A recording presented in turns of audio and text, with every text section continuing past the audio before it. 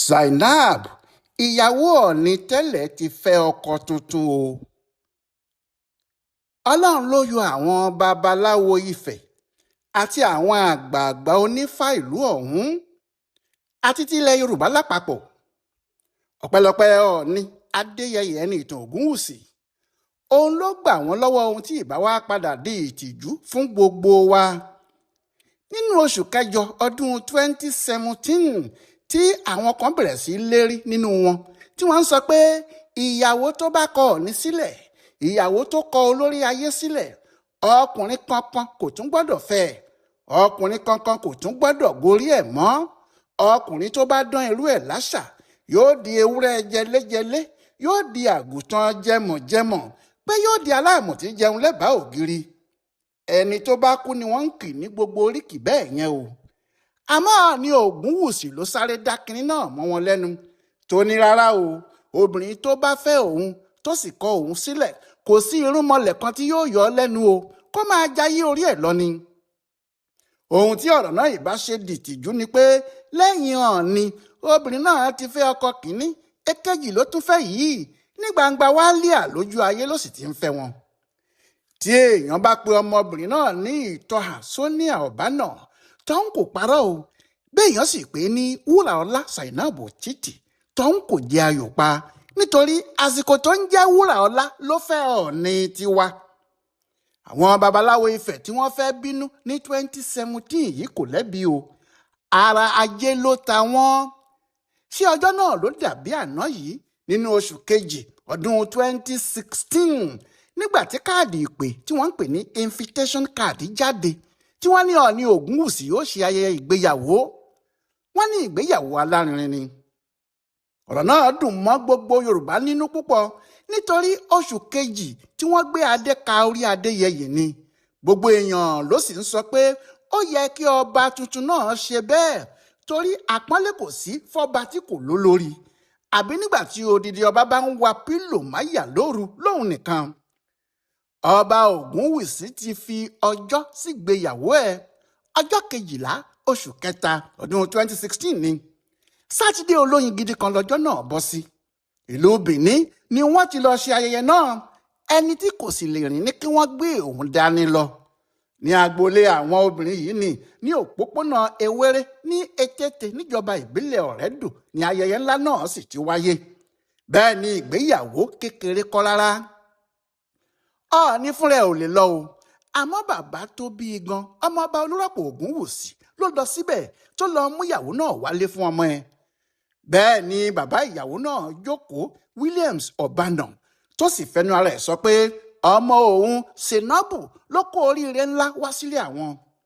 Àwọn ọba láti Ifẹ̀ náà ń kọ́ Láwárí kan Àpòjẹ, ọba Adémọ́lá Adémilúyì, Àròdẹ Ifẹ̀, olóyè J.A. Awẹ́ Lọ́wọ̀tẹ́ Ifẹ̀, olóyè ńlá Adébọ̀wálé Ọláfárè àti Wàsíù Ìlàrẹ́ Ọlásọdé Akínrọ́pò.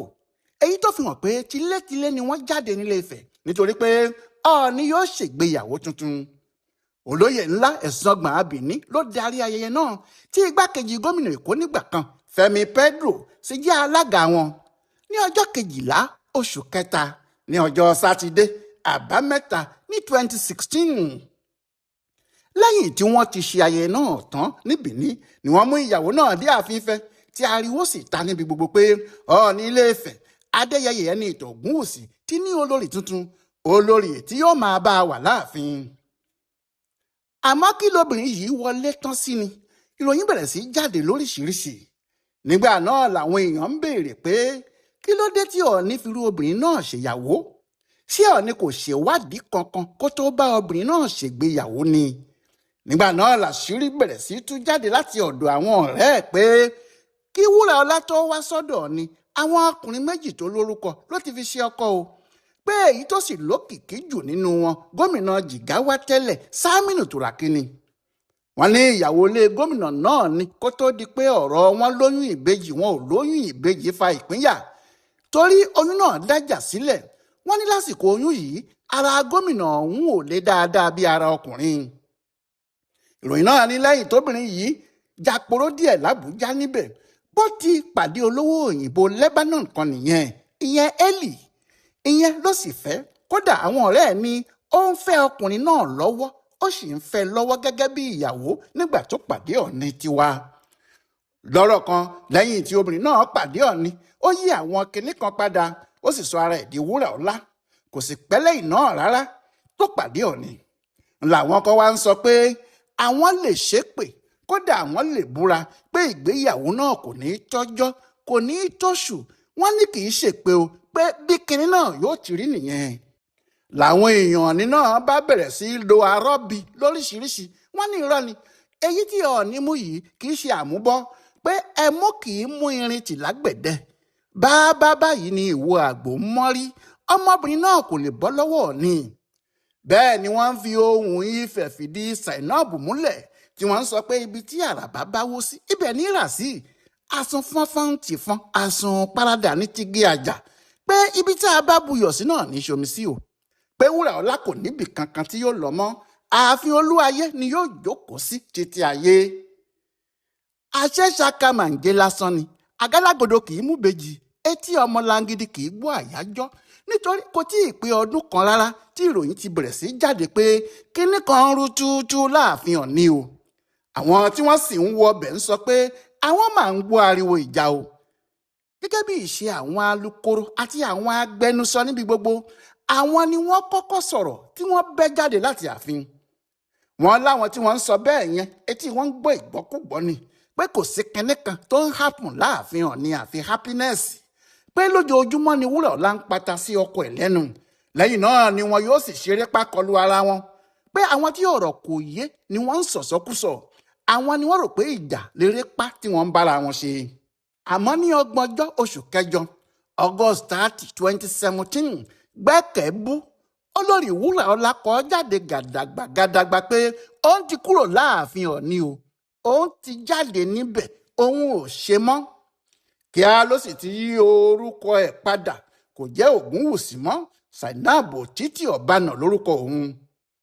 àmọ́ kò fi Ọọ̀ni lọ́rùn sílẹ̀ bẹ́ẹ̀ ó gbé orúkọ ọba náà lọ ó ní queen ìyẹn olórí lòun ló ń bá ń jẹ́ queen Zainab láti ìgbà náà lọ.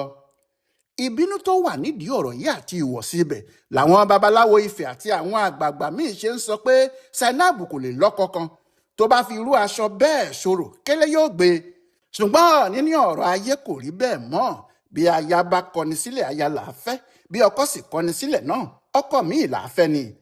bí ọ̀rọ̀ náà sì ti jẹ́ gan nìyẹn o nítorí níṣẹ́ làwọn èèyàn bẹ̀rẹ̀ sí gbé kiri pé kí Zainab tó kọ Ọọ̀ni sílẹ̀ ó ti ń bá ọkùnrin olówó ọmọ ọba alárúbáwá kan jáde o. ìgbẹ̀yìn ló sì jáde pé Doha olú ìlú Qatar lobìnrin náà kó lọ pé níbẹ̀ lòun àti ọkọ ẹ̀ tuntun tó lówó jaburata náà ń gbé pé ọmọ ọba nìyẹn. ìròyìn pàápàá jáde pé ní 2022 Ọlọ́run fi ọmọ kan ta Zainab lọ́rẹ ní gbogbo ayé bá ń bá a dunnú.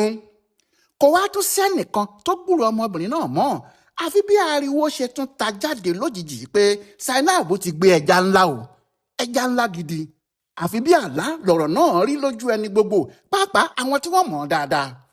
àkọ́kọ́ ni pé wọ́n gbọ́ pé Zainab wà ní ilẹ̀ lárúbáwá. ẹ̀kejì ni pé wọn kò gbọ́ pé ó kọ ọkọ ẹ̀ sílẹ̀ àfi bí ìròyìn náà ṣe jáde pé George Akume ní Zainab tún fẹ́ báyìí. bẹ́ẹ̀ ni wọn kò ṣe ìgbéyàwó náà ní bòńkẹ́lẹ́. wọ́n lọ sí Benue nílé àwọn Akume ibẹ̀ ní tẹbítọ̀rẹ́ tará àtàwọn èèyàn ńlá nídìí iṣẹ́ ìjọba ti ṣe ayẹyẹ ìgbéyàwó náà lọ́nà tó lágbára. bí àwọn èèyàn ti ń gbọ́ bẹ́ẹ̀ ni wọ́n ń lanu. George Akume báwo ló ṣe jẹ́? ìdí ni pé ọ̀kan nínú àwọn èèyàn ńlá ní Nàìjíríà ni Akume ṣe. bí a ti ń sọ̀rọ̀ yìí o òun ni akọ̀wé ìjọba àpapọ̀ Secretary to the Government of the Federation SGF fún ìjọba Tinubu yìí. àmọ́ kó tó di akọ̀wé ìjọba pàápàá òun àtàwọn Tinubu yìí náà ni wọ́n jọ ṣe gómìnà torí Akume ní gómìnà ìpínlẹ̀ Benue láti ọdún 1999 títí di 2007. àsìkò tí ẹni tí Zainab kọ́kọ́ ń fẹ́ ìyẹn Turaki náà sì ń ṣe gómìnà Jigawa nìyẹn. lẹ́yìn tí Akume ti fi ipò gómìnà sílẹ̀ ọdún 12 míì gbáko ló fi wà nílé ìgbìmọ̀ asòfin àgbà ìyẹn láti ọdún 2007 títí di ọdún 2019. bó ti ṣèyẹn tán ni Muhammadu Buhari fi ṣe mínísítà ipò náà ló sì wà láàrin 2019 yìí títí di 2023 tí Tinubu dé tó sì fi ṣe akọ̀wé ìjọba àpapọ̀. èyí ni pé láti ọdún 1999 ọdún mẹ́rìndínlọ́gbọ̀n sẹ́yìn títí di àsìkò yìí Akume ò kúrò nílé ìjọba. bẹ́ẹ̀ ni kì í ṣe ipò kékeré ló ń dìmú láti ìgbà náà lọ. bẹ́ẹ̀ náà ni ní gbogbo àsìkò náà ó ní ìyàwó tí ìyàwó náà sì wà nílé ìgbìmọ̀ aṣojú-ṣòfin House of Representatives bá a ti ń wí yìí Regina Akume lòun náà ń jẹ́. nídìí èyí làwọn èèyàn ṣe ń wádìí pé báwo ni Akume ṣe ṣètò kínní ọ̀hún, irú ìyàwó wo ló tún fẹ́ lásìkò yìí. àmọ́ àwọn èèyàn ní ọkùnrin náà nílò irú ọmọdé bẹ́ẹ̀ fún àmójútó ara ẹ̀ ní o, torí ọdún 1953 ni wọ́n bí Akume. ọjọ́ tí yóò sì pé ọmọ ọdún 72 kù ọ̀la ló fẹ́ ìyàwó tuntun yìí, nítorí lọ́jọ́ 27 oṣù kejìlá December 27, 1953 ni wọ́n bí i. bẹ́ẹ̀ ni Regina ìyàwó ẹ̀ náà kì í ṣe ọmọ kékeré. ọdún tó kọjá 2024 yìí lòun náà pé ọmọ 70 ọdún 70 years. ní ti wúrà ọlá ẹ̀wẹ̀, bó tilẹ̀ jẹ́ pé ọmọbìnrin náà kì í gbé ọjọ́ orí ẹ̀ síta, àwọn tí wọ́n mọ̀ àti àwọn ẹgbẹ́ ẹ̀ ní kò tí ì ju ọmọ 50 ọdún tàbí kó jẹ́ yóò ṣẹ̀ṣẹ̀ pé bẹ́ẹ̀ ni. nídìí èyí kò sí kó má wúlò fún bàbá 72 náà. bí Ọlọ́run bá sì dá ẹ̀mí bàbá náà sí dáadáa nígbà tí yóò bá fi pé ọdún 10 sí tí òun yóò jẹ́ ọdún 82 Zainab yóò ṣẹ̀ṣẹ̀ máa lọ sọ́mọ 60 ọdún ni. èyí fi hàn pé yóò lè tọ́jú bàbá náà dáadáa bó bá darúgbó. ohun tí àwọn èèyàn kan ń sọ ni pé nígbà tó jẹ́ àwọn èèyàn ńláńlá tí wọ́n bá wà nípò agbára ni ọmọbìnrin yìí máa ń fẹ́. kí ni yóò wá ṣẹlẹ̀ tí Akume kò bá ṣe akọ̀wé ìjọba àpapọ̀ mọ́? ṣé ìgbéyàwó náà kò ní lọ síbi tí àwọn tó kù máa ń lọ? àmọ́ àwọn tí wọ́n súnmọ́ wọn sọ pé rárá o, ìfẹ́ eléyìí yàtọ̀ o. wọ́n ní ìfẹ́ ẹlẹ́yẹlé ni o, pé ìfẹ́ àmútọ̀run wá ni, pé Akume mọ ohun tó ń ṣe, Zainab náà sì mọ ohun tó ń ṣe. àbí níbi tí ogunlọ́gọ̀ àwọn obìnrin ti ń wá ọkọ kan ṣoṣo tí wọn kò tí ì rí, níbẹ̀ ni Zainab ti ń ní ọkọ bíi 3-4 tí kò sì sí àṣàdànù nínú gbogbo wọn. bí èèyàn bá pe ọmọbìnrin náà ní olórí akọ tàbí alòkan gbé kan tì, afọmọwẹrẹ lójú ara tọ̀hún òpùrọ́ o. àfi ká wá gbàdúrà fún akọ̀wé ìjọba wa pé kí Ọlọ́run fèrè sí ìgbéyàwó ẹ̀ yìí, ká sì gbàdúrà fún Zainab náà pé ilé ọkọ tó ṣẹ̀ṣẹ̀ wọ̀ yìí fìdímáyé ni yóò máa jẹ́. Ọláìwọlá Alága ló yẹ ọ̀rọ̀ ìgbéyàwó akọ̀wé ìjọba àpapọ̀ yìí wò fún Ibùdó Àgbáyé fún Àṣà àtiṣe Yorùbá World Center nínú ọgbà Yunifásítì Ìbàdàn. a kú ìsinmi ọdún àkókò yìí.